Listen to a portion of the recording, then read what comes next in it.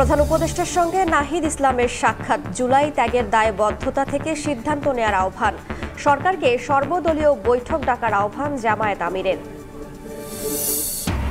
দখল দূষণে মৃতপ্রায় ঢাকার 4 নদ নদী, এখনই পদক্ষেপ না নিলে 20 বছরে ক্ষতি হবে প্রায় $51 বিলিয়ন।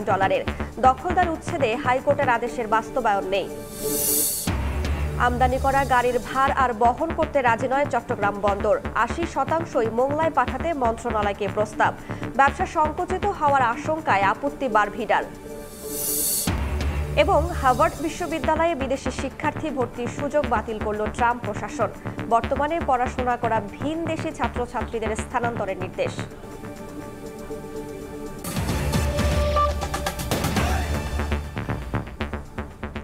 সকালের সময়ের সঙ্গে আছি আমি রাইসা জান্নাত। পদত্যাগের গুঞ্জনে প্রধান উপদেষ্টা ডক্টর মোহাম্মদ ইউনূসের সঙ্গে সাক্ষাৎ করেছেন এনসিপি আহ্বায়ক নাহিদ ইসলাম।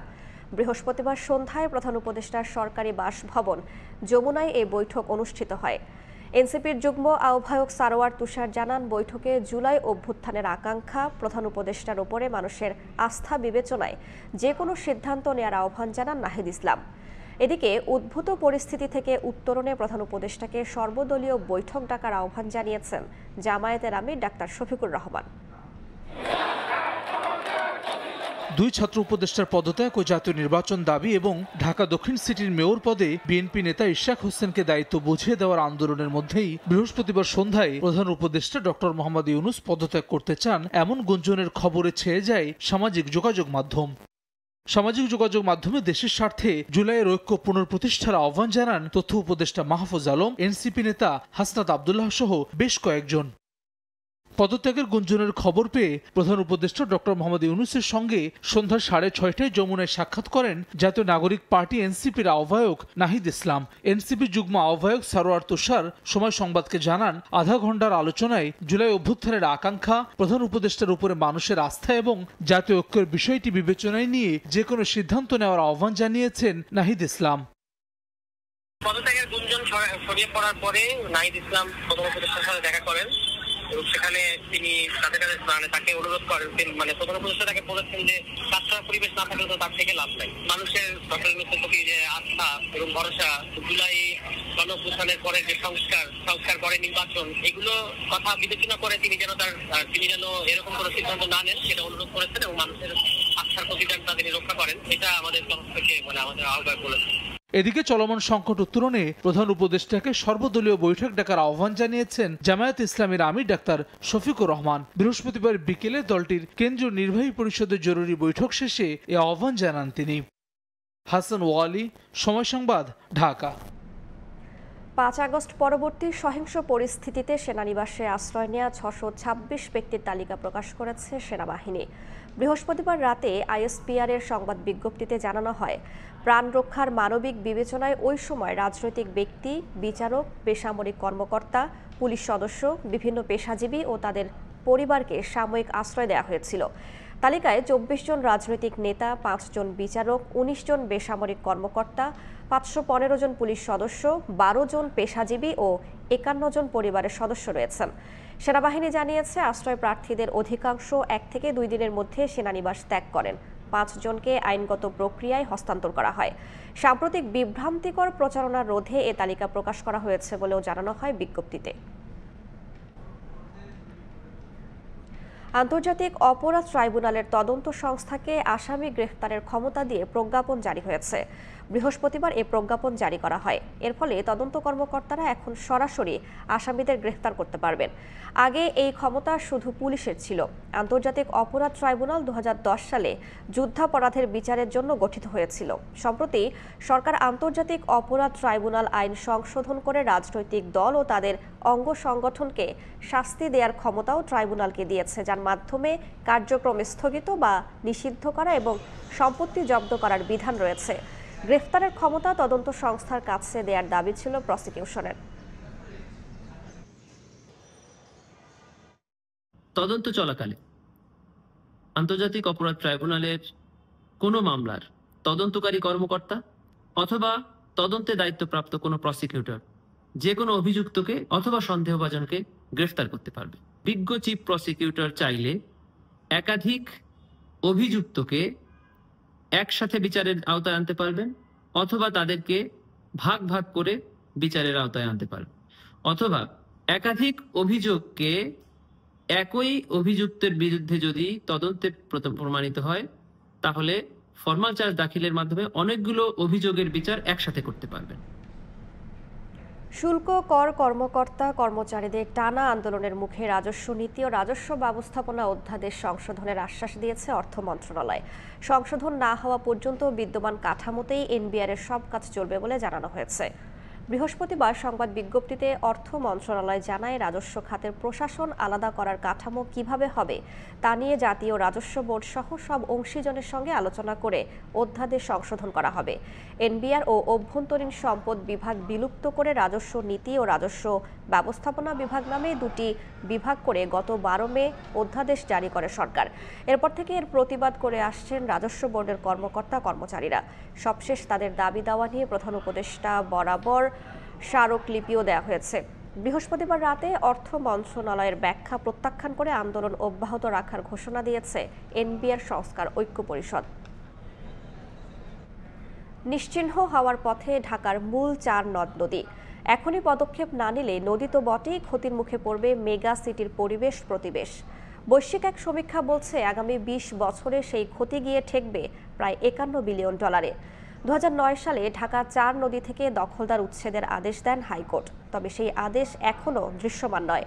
উল্টো অভিযোগ আছে, রক্ষকের দায়িত্বে থাকা BIWTA নিজেরাই ভুল নকশায় স্থাপন করেছে সীমানা পিলার, ফলে সুবিধা পাচ্ছে দখলদাররা। ঢাকার 4 নদী ঘুরে রিপোর্ট করেছেন আলামিন তুষার। বুড়িগঙ্গার কোল ঘেঁষে গড়ে ওঠা শহর রাজধানী ঢাকা। প্রায় 400 বছর বয়সী এই শহরটি ঘিরে একসময় ছিল অনেক নদ নদী আর খাল, সেসব এখন কেবলই ইতিহাস। একদিকে বুড়িগঙ্গা আর বাকি 3 দিকে মালার মতো ঢাকাকে ঘিরে রেখেছে তুরাগ, শীতলক্ষা আর বালু নদী। সবকটি নদী এখন দখল আর দূষণে মৃতপ্রায়। বট গাছটা 200 বছর আগের বট গাছ, এটা এখন কি এটা নদীর ভিতরে মানে 200 বছর ওই পিলার থেকে বট গাছের ভিতরে দিয়ে দিছে। নেতারা যেভাবে করে ওইভাবেই করছে।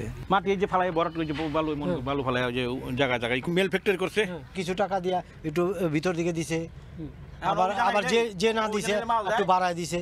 16 বছর আগে উচ্চ আদালত ঢাকার 4 নদী থেকে দখলদার উচ্ছেদের নির্দেশ দেন। জাতীয় নদী রক্ষা কমিশনকে একটি স্বাধীন প্রতিষ্ঠানে পরিণত করতে প্রয়োজনীয় সব পদক্ষেপ গ্রহণের কথাও আসে সেখানে, কিন্তু তা আসলে কতটা সম্ভব হয়েছে? হাইকোর্টের যে রায়ের রিফ্লেকশনটা আছে সেটা কিন্তু করা হচ্ছে, আরো কার্যকর হবে। নদী অভিভাবক হিসেবে নদীর দখল, দূষণ, নাব্যতার বিষয়গুলো থাকে, এই ব্যাপারগুলোকে আমরা কিভাবে দেখতে পারি, কিভাবে কারিগরিভাবে আমরা এগুলোকে ট্যাকেল করতে পারি, প্রত্যেকটা দপ্তর যেন ইনক্লুসিভ ভাবে কার্যকরী ভূমিকা পালন করতে পারে সেই বিষয়ে কিন্তু কাজ করা হচ্ছে। উচ্চ আদালতের রায় কার্যকর করতে BIWTA সীমানা পিলার নির্মাণের উদ্যোগ নিলেও সেখানেও আছে শুভঙ্করের ফাঁকি।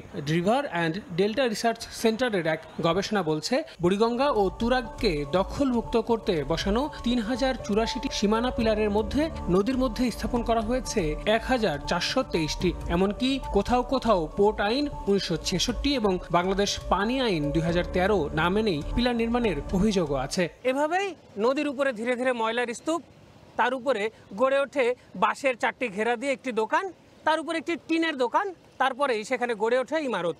এভাবেই দিনকে দিন দখল হয়ে যাচ্ছে আমাদের নদীগুলো।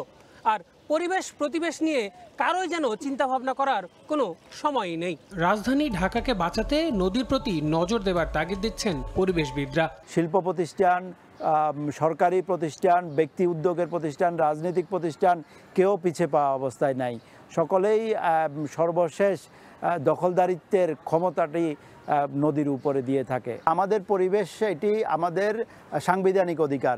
এই অধিকার যারা যারা খর্ব করছে, নদী দখল করুক, নদী দূষণ করুক কিংবা অন্যভাবে প্লাস্টিক দূষণ করুক, এরা সবাই দেশের মানুষের এগেনিস্টে দাঁড়াচ্ছে।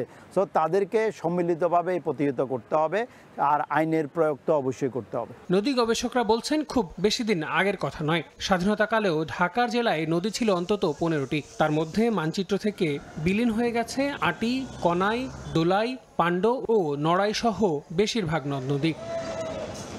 আল আমিন তুষার, সময় সংবাদ, ঢাকা। বিদেশ থেকে আমদানি করা গাড়ির ভার আর বহন করতে রাজি নয় চট্টগ্রাম বন্দর।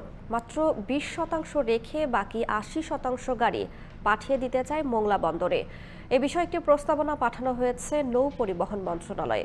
তবে গাড়ি ব্যবসা সংকুচিত হয়ে পড়ার আশঙ্কায় এ সিদ্ধান্তে আপত্তি জানিয়েছে বারভিডা। সাক্ষাৎ রিপোর্টের ছবিতে বিস্তারিত জানাচ্ছেন কমল দে। স্বাধীনতার পর চট্টগ্রাম বন্দর দিয়ে আমদানির মাধ্যমে বাংলাদেশে শুরু হয় রিকন্ডিশন গাড়ির ব্যবসা।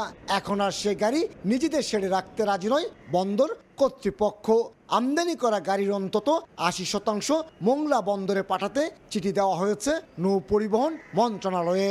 চট্টগ্রাম বন্দরের মাধ্যমে গাড়ি না এনে যদি সেগুলো মংলা বন্দরের মাধ্যমে আনে তাহলে মংলা বন্দরের স্পেসটাও ব্যবহার হলো এবং চট্টগ্রাম বন্দরের ভিতরে যে অপারেশনাল কার্যক্রম সেটাও আমরা আরও ভালোভাবে ব্যবহার করতে পারলাম। চট্টগ্রাম বন্দরে খালাস হওয়া প্রতিটি গাড়ির ক্ষেত্রে প্রথম 4 দিন মাসুল না থাকলেও পরবর্তী 7 দিন 793 টাকা করে ভাড়া এবং 503 টাকা করে চার্জ দিতে হয় আমদানিকারককে। 14 দিন পর প্রতিদিনের মাসুল দাঁড়ায় 700 টাকায়। কিন্তু মোংলা বন্দরে 4 দিন বিনা মাসুলের পর পরবর্তী প্রথম 7 দিনের জন্য 400 টাকা ও তারপরে 7 দিনের জন্য নির্ধারণ করা হয়েছে 768 টাকা। আর 14 দিন পর প্রতিদিনের শুল্ক নির্ধারণ করা হয়েছে 129 টাকা। শুল্ক হার তুলনামূলক কম হলেও নানা জটিলতায় বন্দরের এই সিদ্ধান্ত মানতে আপত্তি ব্যবসায়ীদের। চট্টগ্রাম বন্দর দিয়ে যদি গাড়ি না এনে মংলা বন্দর দিয়ে যদি নিয়ে আসি তাহলে আমাদের কস্টিং চট্টগ্রাম বন্দরের চেয়ে প্রায় 40 থেকে 50 হাজার টাকা কস্টিং বেশি পড়বে ঢাকার ব্যবসায়ীদের তুলনায়। আমদানি করা গাড়ির বিপরীতে প্রতি মাসে শুল্ক আদায় হয় গড়ে 250 কোটি টাকা। চলতি বছরের প্রথম 4 মাসে যা 1000 কোটি টাকা ছাড়িয়েছে। বন্দরের প্রস্তাবনা অনুযায়ী গাড়ি খালাস কমলে প্রভাব পড়বে রাজস্ব আদায়ে। এটা আসলে সার্বিক রাজস্বে তেমন কোনো প্রভাব ফেলবে না, তবে চট্টগ্রাম কাস্টম হাউসের একটা রেভিনিউ টার্গেট থাকে, সেই ক্ষেত্রে গাড়ি আসলে একজন গুরুত্বপূর্ণ আমাদের রেভিনিউ ফ্যাক্টর হিসাবে কনসিডার করা হয়। চট্টগ্রাম বন্দরের বর্তমানে 2টি শেডে 1250টি গাড়ির ধারণ সক্ষমতা রয়েছে। বছরে 12,000-এর বেশি গাড়ি আমদানি করে বাংলাদেশ। এই অবস্থায় বন্দরের অব্যবহৃত জায়গায় নতুন করে গাড়ির শেড নির্মাণের দাবি ব্যবসায়ী নেতাদের। চট্টগ্রামে বহু ইয়ার্ড আছে এখনো খালি এবং অনেক অনুপযোগী আছে, এগুলো ক্লিন করে গাড়ি রাখার ব্যবস্থা করলে আমার মনে হয় জটিলতা সৃষ্টি হবে না। সবশেষ তথ্য অনুযায়ী চট্টগ্রাম বন্দরের 2টি শেডে 1100টি গাড়ি রয়েছে। এর মধ্যে দীর্ঘদিন ধরে নিলামের অপেক্ষায় রয়েছে 304টি গাড়ি। আর 1 মাস পেরিয়ে যাওয়ার পর নিলামের জন্য স্থানান্তর করা হয়েছে 129টি। একসময় চট্টগ্রাম নগরীতে এই ধরনের 150-র বেশি গাড়ির শোরুম থাকলেও ব্যবসা ক্রমশ সংকুচিত হয়ে পড়ায় তা নেমে আসে 50-এর নিচে। এখন চট্টগ্রাম বন্দরে গাড়ি খালাস কমে গেলে ব্যবসা বন্ধ হওয়ার উপক্রম হবে, এমনটি বলছেন বারভিডার নেতারা। কমল দে, সময় সংবাদ, চট্টগ্রাম। টাকা কামানোর প্রতিযোগিতায় বিদেশ পাড়ি জমাতে গিয়ে অনেকে দালালের মাধ্যমে বেছে নেয় অবৈধ পথ। অনেকে মাফিয়া চক্রের খপ্পরে পড়ে নির্মম নির্যাতনের শিকার হন। ভিটামাটি আর স্বর্ণালংকার বিক্রি করে দফায় দফায় টাকা পাঠালে কেউ ফেরত পান স্বজনকে, আবার কারো কোনো খোঁজই মেলে না। অবৈধ পথে বিদেশ পাড়ি জমানো বন্ধ এবং দালাল চক্র নির্মূলে কাজ করছে বলে জানিয়েছে পুলিশ। শরীয়তপুর থেকে বিএম ইসরাফিলের তথ্য ও ছবি নিয়ে রিপোর্ট। 5 বা 7 বার চোখ বাঁধতো, এরপর মনে করেন মুখে ভিতরে মনে করেন গামছা ভরিয়ে মুখ বাঁধতো, কারেন্টের শট দিতে পায়। আমার হাতের নখটা এটা আর কি প্লাস দিয়ে চাপা দিয়ে ধরিয়া মনে করেন রক্ত জমায় লইতো। আর সম্পূর্ণ টোটাল প্রায় 64 লাখ টাকার মতো খরচ হয়েছে। ভিটেমাটি বিক্রি করে প্রিয় মাতৃভূমি ছেড়ে দূরদেশে পাড়ি জমান টাকা কামানোর আশায়, কিন্তু দালালের খপ্পরে পড়ে আটকে যান মাফিয়া চক্রের কাছে। এরপরই দিনের পর দিন সইতে হয় অবর্ণনীয় নির্যাতন। ইতালিতে নেওয়ার কথা বললে আমাদের বাংলাদেশ থেকে লিবিয়াতে নেয়, লিবিয়াতে নেওয়ার পরে আমাদের ওই জায়গায় একটা চক্রের মাধ্যমে বিক্রি করে দেয়। প্রতিবেশীর বাড়িতে সুউচ্চ ভবন, নিজের বাড়িতে টিনের ঘর, নিজেকে করতে হবে অট্টালিকার অধিকারী। এমন প্রতিযোগিতা থেকে অনেকেই স্বপ্ন বুনেন ইতালি যাওয়ার, আশ্রয় নেন দালালের। শরীয়তপুরের ভেদেরগঞ্জ উপজেলার আইয়ারা গ্রামের আহসানুল্লাহ ও আলতাফ হোসেন উচ্চ আয়ের আশায় গত বছরের 16 সেপ্টেম্বর দেশ ছাড়েন, কিন্তু স্বপ্নের ইতালি আর যাওয়া হয়নি। অবৈধ পথে লিবিয়া পৌঁছাতেই শুরু হয় অত্যাচার। মাফিয়া চক্রের সদস্যরা নির্যাতনের ভিডিও দেখিয়ে দুই পরিবার থেকে দফায় দফায় হাতিয়ে নেয় লাখ লাখ টাকা। উদাম করে আমার বাইরে ফলটে হালায় হাতে পায় বাইন্দা আমার বাইরে বড় করে পিটাইছে, আমরা সহ্য করতে পারি না। আমাকে বইটা টাকা পয়সা যা জিনিস একটা যা আসলে সব বেচে চালাইছি আমরা। কিস্তির টাকা উঠাইছি প্রায় 30 লাখের মতো। এখন এই কিস্তির টাকার জন্য আমরা বাড়িতে থাকতে পারি না। আমরা স্যার দিন মজুর, আমরা এর কথা বলতে পারি না স্যার। আমার ছেলে 10 তলা 5 তলা বিল্ডিং করেছে, এই আকাঙ্ক্ষা দেখে আরেকজনে উদ্বুদ্ধ হয়, আর উদ্বুদ্ধ হয়ে দালালের খপ্পরে পড়ে তারা ভিটা বাটি সম্পদ সব বিক্রি করে বিদেশে পাড়ি দেয়। ভুক্তভোগী পরিবারের দাবি, হারুন লস্কর নামে দালাল চক্রের এক সদস্যের বাসায় গিয়ে দেয়া হতো এসব টাকা। তবে টাকা নেওয়ার অভিযোগটি অস্বীকার করেন অভিযুক্ত হারুন লস্কর। 64 লাখ টাকা পুরা আমরা হারুন লস্কর হাতে দিচ্ছি। কোনোদিন নেও নেই, আমাকে দেয়ও নেই, আর এই ব্যাপারে কোনো ডকুমেন্টস প্রমাণ কোনো রকম কিছু নেই। আমরা এই লোকের বিচার চাই, এরকম যেন আমার মতন নষ্ট যেন কেউ না করে। জেলায় দালাল চক্র নির্মূলে ব্যবস্থা নেওয়ার আশ্বাস পুলিশ সুপারের। সম্প্রতি বেশ কিছু চক্রকে শনাক্ত করেছি এবং তাদেরকে ইতিমধ্যে আইনের আওতায় নিয়ে এসেছি। এর বাহিরেও আমাদের নলেজে আছে যে কিছু কিছু চক্র যারা এই কাজ করে যাচ্ছে, তো এদের বিরুদ্ধেও আমাদের গোয়েন্দা নজরদারি অব্যাহত আছে। অবৈধ পথে ইতালি যাওয়ার সময় অর্ক শেখ, রবিন দাস, আজিম মোল্লা সহ 6 গাঁও ইউনিয়নের 11 যুবক নিখোঁজ হয়েছে। সময় সংবাদ, শরীয়তপুর। 10 বছর আগে বাংলাদেশ ও চীন সরকারের যৌথ উদ্যোগে নির্মিত হয় 7ম বাংলাদেশ চীন মৈত্রী আসমত আলী খান সেতু।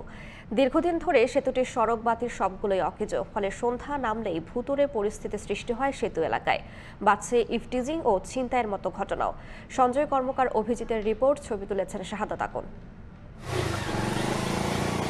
মাদারীপুর সদর উপজেলার মহিষের চরে আরিয়ালখা নদের উপর 694 মিটার সেতুর নির্মাণ ব্যয় ধরা হয় 294 কোটি টাকা। নাম দেয়া হয় 7ম বাংলাদেশ চীন মৈত্রী আসমত আলী খান সেতু, যা 2015 সালের আগস্টে উদ্বোধন হয়। প্রকল্পে সেতুর উপর খুঁটি বসিয়ে লাগানো হয় শতাধিক সৌরবাতি। বছর না ঘুরতেই বাতিগুলো নষ্ট হয়ে যায়। পরে লাখ লাখ টাকা ব্যয়ে সৌর পদ্ধতি পরিবর্তন করে বিদ্যুৎ সংযোগ দেয় সড়ক বিভাগ। কিছুদিন সচল থাকলেও এরপর আবারও নষ্ট হয়ে যায় বাতিগুলো। এতে যানবাহনের চাপে যে কোনো সময় বড় ধরনের দুর্ঘটনার শঙ্কা এলাকাবাসীর। আর বাতিগুলো অকেজো থাকায় বাড়ছে ইফটিজিং, ঘটছে চুরি ছিনতাইয়ের মতো ঘটনাও। রাতে অনেক ডর করে গাড়ি চালাইতে, মাঝে মধ্যে ধৈর্য ঠরে টাকা পয়সা নিয়ে যায়। ইফটিজিং করলো, সে মানসিকভাবে কিন্তু ক্ষতিগ্রস্ত হলো। যদি এগুলো ঠিক না হয়, অহরহরে ছিনতাই, রাহাজানি, খুন খারাপি এগুলো চলতেছে। কর্মগুলো হয়, দেখা যাচ্ছে এখানে আপনার অনেক বুকাইটে পোলাপানো থাকে, যেমন আপনার মাদকদ্রব্য জিনিসও হয়। প্রশাসন যেন অতি দ্রুত এই লাইটগুলো ঠিক করে। চুরি ছাত্রামি মারাদারি করে। সড়ক বিভাগ বলছে শিগগিরই ঠিকাদারি প্রতিষ্ঠান নিয়োগ হলেই থাকবে না এই সমস্যা। এদিকে যাত্রী ও পথচারীদের নিরাপত্তায় পুলিশকে সঙ্গে নিয়ে তৎপরতা বাড়ানোর কথা জানায় জেলা প্রশাসন। আমাদের সামনে যে ইজারা যে চুক্তিতে লাইটের মেইনটেনেন্স ইজারাদারের উপর, চুক্তিটা খুব শীঘ্রই স্বাক্ষর হলে এটা তাদের উপর যাবে। বাতিগুলো ঠিক করার জন্য আমরা ইতিমধ্যে সড়ক বিভাগকে জানিয়েছি। অন্ধকার থাকার কারণে যাত্রীদের চলাচল বা নিরাপত্তা সংশ্লিষ্ট যে সমস্যাগুলো তৈরি হচ্ছে সেগুলো দেখার জন্য আমরা জেলা পুলিশ এবং সংশ্লিষ্ট সংস্থাগুলো আছে তাদেরকে আমরা জানিয়েছি। সেতু দিয়ে প্রতিদিন 3টি বিভাগের কয়েক হাজার যানবাহন চলাচল করে। ঠিকাদারি প্রতিষ্ঠানের মেয়াদ শেষ হওয়ার পর প্রায় 1 বছর ধরে নিজেরাই প্রতি মাসে কয়েক লাখ টাকার রাজস্ব আদায় করছে সড়ক বিভাগ। দিনের বেলা চকচকে ও ঝকঝকে দেখা গেলেও রাতের বেলা ভুতুড়ে অন্ধকারে পরিণত হয় এই সেতুর আশপাশের এলাকা। প্রতিনিয়তই বাড়ছে অপরাধমূলক কর্মকাণ্ড। তাহলে কবে হুঁশ হবে সড়ক বিভাগের, এমন প্রশ্ন যাত্রী চালক ও এলাকাবাসীর। সঞ্জয় কর্মকার, অভিজিৎ, সময় সংবাদ, মাদারীপুর। বর্জ্য ব্যবস্থাপনায় চরম উদাসীন নরসিংদী পৌর কর্তৃপক্ষ। যত্রতত্র ফেলা হচ্ছে ময়লা, সড়ক ও মাঠে আবর্জনার স্তূপ। এতে পরিবেশ দূষণের পাশাপাশি হুমকিতে জনস্বাস্থ্য। আশিকুর রহমান পিয়ালের পাঠানো তথ্য, মাহমুদুল হাসান মাহফুজের ছবি নিয়ে রিপোর্ট। সড়কের মাঝেই ফেলা হচ্ছে আবর্জনা। অপসারণ না করায় মানুষের যাতায়াতের জায়গা হয়ে পড়েছে সরু। নরসিংদী পৌরসভায় যত্রতত্র আবর্জনা ফেলা হচ্ছে। পৌরবাসী বলছেন, শহরের অন্তত 50টি স্থানে আবর্জনার স্তূপের কারণে ঢেকে গেছে পুরো সড়ক। দুর্গন্ধে অতিষ্ঠ বাসিন্দারা। এতে পরিবেশ দূষণের পাশাপাশি হুমকিতে জনস্বাস্থ্য। মাসের পর মাস এমন অবস্থা থাকলেও পৌর কর্তৃপক্ষ কোনো ব্যবস্থা নিচ্ছে না অভিযোগ এলাকাবাসীর। ময়লার যে স্তূপের ভাগাড় এই যে আমাদের বাসার সামনে জমতেছে, এই যে বৃষ্টি হলে রাস্তার সয়লাভ হয়ে যায় ময়লাতে, তো এই পরিস্থিতি এখন আসলে আমরা কী বলবো, আমরা তো অসহায় মানে দর্শকের মতো আছি। যেখানে সেখানে ময়লার স্তূপ জমছে এবং সেখান থেকে নানা ধরনের রোগ জীবাণু ছড়াচ্ছে। রোগ বালাই তো আছে, মশা মাছির জন্য বাসায় খাবারও খাইতে পারি না। একবার বৃষ্টি হইলে হাজার হাজার পোকা কিরা আইটা বাসার ভিতরে ঢুকে। বর্জ্য অব্যবস্থাপনার জন্য আগের জনপ্রতিনিধিদের দুষছেন নাগরিক সমাজের প্রতিনিধিরা। বিগত জনপ্রতিনিধি যারা ছিলেন তারাও করেন নাই, পরবর্তীতে যারা প্রশাসক আসছেন তারাও এই ব্যাপারে উদাসীন, তাদের কোনো পরিকল্পনা নাই। শিগগিরই এ বিষয়ে ব্যবস্থা নেওয়ার আশ্বাস পৌর কর্তৃপক্ষের। বর্জ্য ব্যবস্থাপনা একটা ক্রাশ প্রোগ্রাম হাতে নিয়েছি। আমাদের বিশেষ করে ময়লা ফেলানোর যে নির্ধারিত জায়গা, সে জায়গার বাইরে রাস্তার পাশে যে ময়লাগুলো রয়েছে সেগুলো আমরা খুব দ্রুত সময়ে নিষ্কাশনের ব্যবস্থা করব এবং আমাদের যে ডাম্পিং ইয়ার্ড রয়েছে এবং ডাম্পিং ইয়ার্ডটা আমরা সম্প্রসারিত করব। নরসিংদী পৌরসভায় 9টি ওয়ার্ডে প্রতিদিন প্রায় 300 মেট্রিক টন বর্জ্য ফেলা হয়। সময় সংবাদ, নরসিংদী। বর্ষা মৌসুমের আগেই ভাঙন শুরু হয়েছে মানিকগঞ্জে। এরই মধ্যে পদ্মা ও যমুনায় বিলীন অনেক ফসলি জমি। শিগগিরই ব্যবস্থা না নিলে নদীতে হারিয়ে যেতে পারে শত শত বাড়িঘর। এতে আতঙ্কিত নদী তীরের বাসিন্দারা। মোহাম্মদ ইউসুফ আলীর পাঠানো তথ্য ও রমজান আলীর ছবি নিয়ে রিপোর্ট। ভাঙছে নদী তীর, বিলীন হচ্ছে জনপদ, একই সঙ্গে হারিয়ে যাচ্ছে মানুষের স্বপ্ন। মানিকগঞ্জে পানি বাড়ার সঙ্গে সঙ্গে পদ্মা ও যমুনায় দেখা দিয়েছে ভাঙন। এর মধ্যে দৌলতপুরের রাহাতপুর, শিবালয়ের তেওতা এবং হরিরামপুর উপজেলার গোপীনাথপুর উজানপাড়ায় ভাঙনের তীব্রতা বেশি। গত বর্ষায় ভাঙনপ্রবণ এলাকায় জিওব্যাগ ফেলা হলেও তা এবছর বিলীন হয়ে যাচ্ছে। এতে আতঙ্কিত নদী তীরের বাসিন্দারা। শীঘ্রই ব্যবস্থা না নিলে নদীতে চলে যেতে পারে শত শত বাড়িঘর। ফাটল ধরে ধরে দেবে ভেঙে ভেঙে যাইতেছে।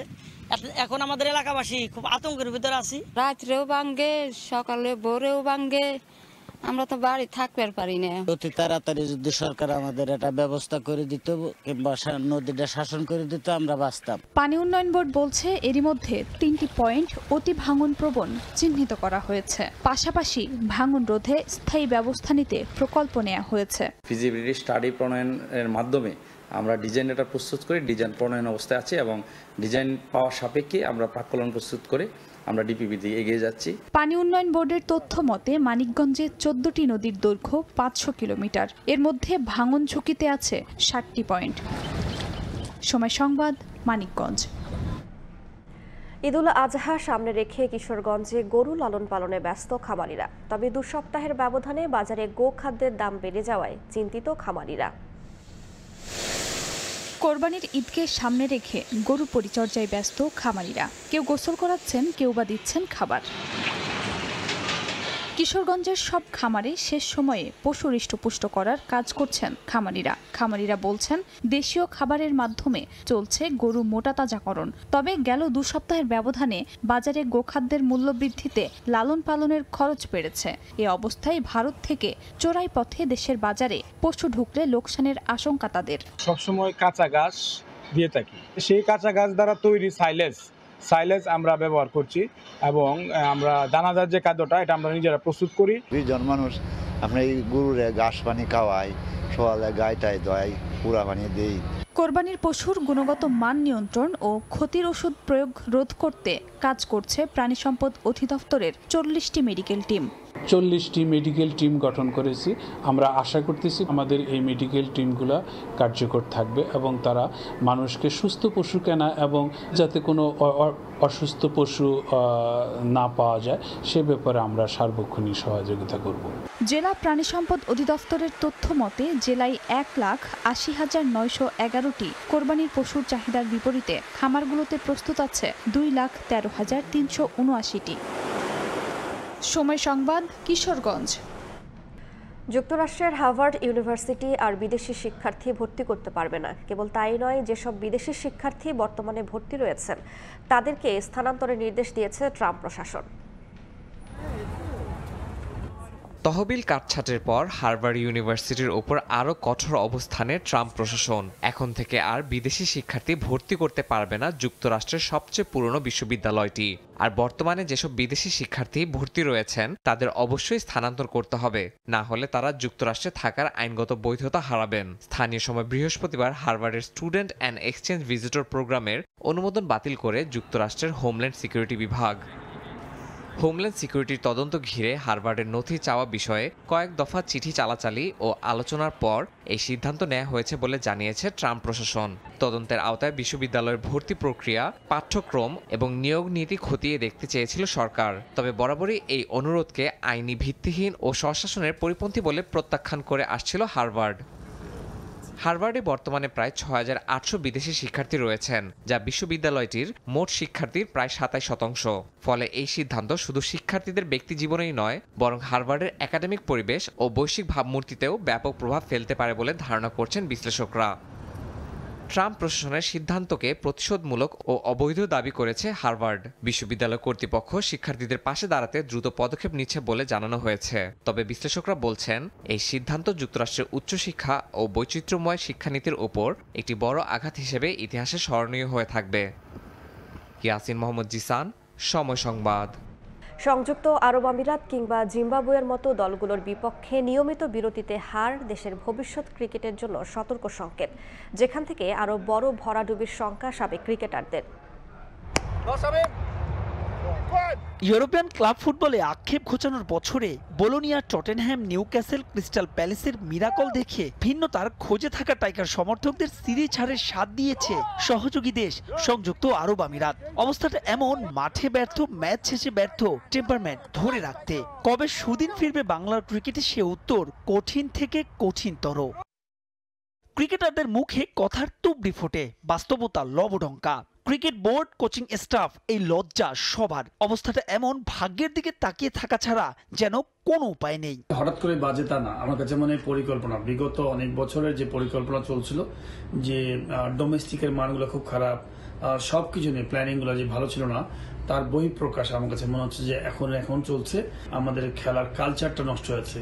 তো কালচার নষ্ট হলে কিন্তু আলটিমেটলি নিচে দিকে যাবেন। কোয়ালিটি প্লেয়ার ভালো রেগুলার ধারাবাহিকভাবে রান করবে, সেগুলো কিন্তু নাই। ঘুরে ফিরে কিন্তু যারা পারফর্ম করছে না, আবার হয়তো 2টা ট্যুর বা 1টা ট্যুরের পরে আবার সেই ব্যাক করছে। তবে এমন পরিস্থিতি যে অবসম্ভাবী ছিল, সে আঁচ তো পাওয়া গিয়েছিল আগেই। পাপন বোর্ডের পরিকল্পনাহীনতার ব্যাটন টেনে নিয়ে যাচ্ছেন ফারুক আহমেদের বোর্ডও। এর শেষ কোথায় জানা নেই কারো। এই সিরিজ বলে না, বাংলাদেশ টিমের ক্রিকেটের জন্য সতর্কবার্তা আমার কাছে মনে হয়। শুধু সতর্কবার্তা ইউএর সাথে হারলেন বা জিম্বাবুয়ের সাথে হারলেন, এটা সতর্কবার্তা তো একটা ছোট্ট একটা ক্লু। বাট ওভারঅল আপনি হ্যাপি কিনা ইম্পর্টেন্ট বুঝতে হবে, আমাদের প্লেয়ার আসলে ভালো করছে কিনা। আমি মনে করি যে আমাদের প্লেয়াররা কিন্তু মাঠের যে পারফরমেন্স, যেটা আশা করি আমরা ক্রিকেট টিমের কাছ থেকে, সেই পারফরমেন্সটা in the field, of the field, মাঠের বাইরেও কিন্তু ম্যানেজমেন্টের অনেক বড় দায়িত্বগুলো আছে, সেই দায়িত্বগুলোতেও কিন্তু ভালো কোয়ালিটি পেশাদারিত্বের পরিচয় দেখা যাচ্ছে না। যে পেস ইউনিট নিয়ে হরহামেশাই গর্ব করতে দেখা গেছে বিসিবিকে, তারাই ডেথ ওভারে ডুবিয়েছেন দলকে। অবশ্য তাতে গেল বছরগুলোর অর্জনকে ম্লান করতে চান না সাবেকরা। 2-3 বছরে বাংলাদেশের সবচেয়ে ইমপ্রুভের জায়গাটা হচ্ছে পেস বোলিং। তো এটা কিন্তু ওরা প্রমাণ করছে যে আসলে ওরা কি। বাট আপনি যেটা বলছেন, অবশ্যই আমাদের কিন্তু টি-টোয়েন্টি হয় কি, যদি আপনার প্রপার ডেথ বলার না থাকে একটা টিমের জন্য, কিন্তু দেখেন আমরা 200 রান করে অথবা একটা ম্যাচ আমরা, তো এই জায়গায় যেটা হচ্ছে কি, হয়তো ঘুরিয়ে ফিরিয়ে সবাইকে খেলানোর চেষ্টা করতেছে একটা ভালো একটা কম্বিনেশন তৈরি করার জন্য। তো এটা প্র্যাকটিসের ব্যাপার। বাট আমরা যেহেতু এই জিনিসটা হচ্ছে, আমরা কিন্তু স্টিল এটা আমাদের নলেজে আছে যে কীভাবে ডেথ ওভারে ভালো করতে হবে, বা প্রথম নতুন বলে প্রথম 6 ওভার কি বোলিং করতে হবে। শারজায় ভরাডুবির পর এবার পাকিস্তান চ্যালেঞ্জ। বর্তমান পরিস্থিতিতে ফিরে আসা যে আরো কঠিন। সঙ্গে ব্যাটিং অর্ডার নিয়েও বাতাসে ফিস ফাঁস। সব মিলিয়ে অস্থির। এ সময় কাটবে কি সহসাই, নাকি টিম ম্যানেজমেন্ট কিংবা ক্রিকেটারের পক্ষ থেকে আবারও শোনা যাবে সেই ঘুরে দাঁড়ানোর গল্প? মাহবুব রিমন, সময় সংবাদ, ঢাকা। সকালের সময়ের শীর্ষ সংবাদগুলো জানিয়ে দিচ্ছে আরেকবার। প্রধান উপদেষ্টার সঙ্গে নাহিদ ইসলামের সাক্ষাৎ। জুলাই ত্যাগের দায়বদ্ধতা থেকে সিদ্ধান্ত নেওয়ার আহ্বান। সরকারকে সর্বদলীয় বৈঠক ডাকার আহ্বান জামায়াত আমিরের। দখল দূষণে মৃতপ্রায় ঢাকার 4 নদ নদী। এখনই পদক্ষেপ না নিলে 20 বছরে ক্ষতি হবে প্রায় $51 বিলিয়ন। 16 বছরেও দখলদার উচ্ছেদে হাইকোর্টের আদেশের বাস্তবায়ন নেই। এবং আমদানি করা গাড়ির ভার আর বহন করতে রাজি নয় চট্টগ্রাম বন্দর। ৮০% মোংলায় পাঠাতে মন্ত্রণালয়কে প্রস্তাব। ব্যবসা সংকুচিত হওয়ার আশঙ্কায় আপত্তি বারভিডার।